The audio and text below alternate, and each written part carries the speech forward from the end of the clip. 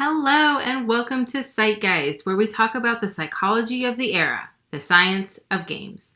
I am your host, Dr. Rachel Kowert, and on today's episode of Academic Ramblings, we're going to be tackling the moral panic. Moral panic is likely a term that you've heard before. It comes with a lot of history and a lot of misunderstanding. Moral panics are irrational approaches to observable and quantifiable phenomena that can be understood separate from subjective evaluation. So they are irrational approaches because at their core, they're about ascribing an easy solution to a complex problem. That can best be understood as separate from subjective evaluations refers to the fact that ascribing an easy solution doesn't allow for you to take the time to understand the issue from a more subjective evaluation. For example, the cycle of video games being blamed after literally every mass shooting. Columbine, Aurora, Virginia Tech, Marjory Stoneman Douglas. After every single one of these shootings, there were multiple reports about how the shooter played video games. Why? Because when something bad happens, they're an easy scapegoat. This is despite the fact that science paints a far more nuanced picture when talking about the way in which media impacts our behavior, or doesn't impact our behavior. Moral panics are a problem because they deflect resources away from determining the real underlying causes of any particular problem. For instance, looking at peer delinquency as a contributing factor to violent crime among youths rather than violent video game play. Put another way, moral panics are a problem because they diminish the role of the individual as an active creator of meaning. It implies that we are just vessels for media messages that works in a very I see, I do kind of way, with no consideration for individual factors that may be filtering the meaning. Which, even at face value, we can see how this is an erroneous assumption, because what one person finds violent, another person doesn't. And what one person finds inspiring, another person doesn't. And what one person finds to be the best movie of all time, well, everyone else who doesn't is wrong. This is an important thing to consider when you think about the ways in which media can impact our behavior. It's important to note that video games are not the first to be scapegoated.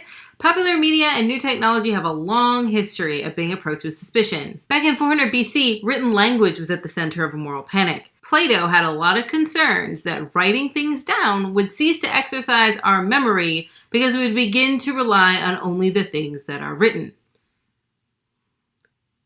In the 1800s, telephones were concerned about being a constant distraction. In the 1920s, crossword puzzles enslaved America. In the 1930s, there was concern about film and what was being portrayed in film, particularly deviant actions like smoking and dancing. In the 1950s and 60s, it was then comic books, then Dungeons and Dragons, and in the 1970s to present day, video games have held the top spot. The game Death Race, released in 1976, is largely acknowledged to be the first game to be subjected to the moral panic. Released as a driving simulator, players could earn points from using their on-screen car as a weapon to run over gremlins. This game immediately sparked controversy as encouraging players to use their cars as weapons and essentially awarding points for running people over. Gerald Dreisen, a psychiatrist from the U.S. National Security Council at the time, said, quote, "In Death Race, a player takes the first step in creating violence. The player is no longer just a spectator, he's an actor in the process." A few decades later, Mortal Kombat reinvigorated these debates. It's a fighting game that was most well known for its fatality-ending movements that were particularly gory and included things like beheadings and disembowelments. Fun fact, the outrage over Mortal Kombat is actually what spurred the creation of the ESRB, who now gives age ratings and content warnings for video games in North America. Then, of course, there was Grand Theft Auto, which continues to spark controversy with each new iteration of the game, as players can commit a wide range of violent crimes within a game that is primarily about committing crime. As a newer and interactive technology, the interactive bit is key, as it's thought to be the source of video games' influence over player behaviors.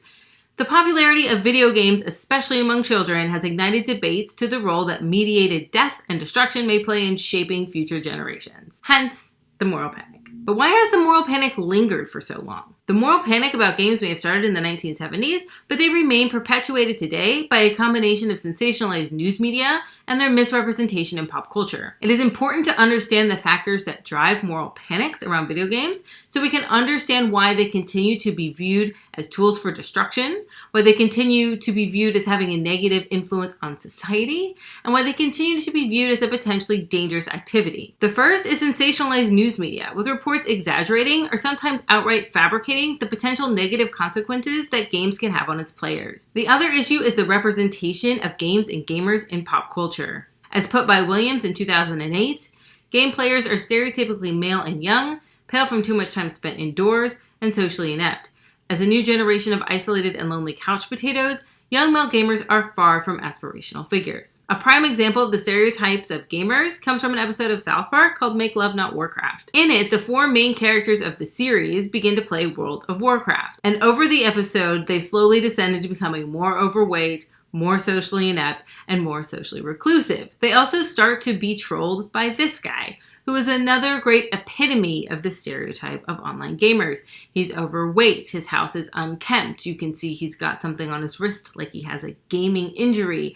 There's a knife on his desk, perhaps that's an allusion to violent video games and violent behavior. The combination of sensationalized news media and the negative portrayal of games and gamers in pop culture perpetuates the moral panic around the uses and effects of games. This is particularly evident today when we have 10 plus years of research in the field that have debunked many of the claims fueled by this moral panic, such as the relationship between violent video games and violent behavior, the links to negative social outcomes, and the fact that gamers do not in fact fit this mold. I'm not sure anyone fits that mold. That mold is what nightmares are made of. The moral panic around video games has been on the rise since the popularization of arcades 50 years ago, and remain the focus of a moral panic with questions about their addictiveness, their alleged links to real-world sexism and violence. Just last month, a New York Times article was published about a teenager who committed multiple felonies. What do you think the headline was? From Minecraft tricks to Twitter hacks. Graham Ivan Clark hacked into Twitter systems and took over several high-profile accounts, including Barack Obama and Jeff Bezos.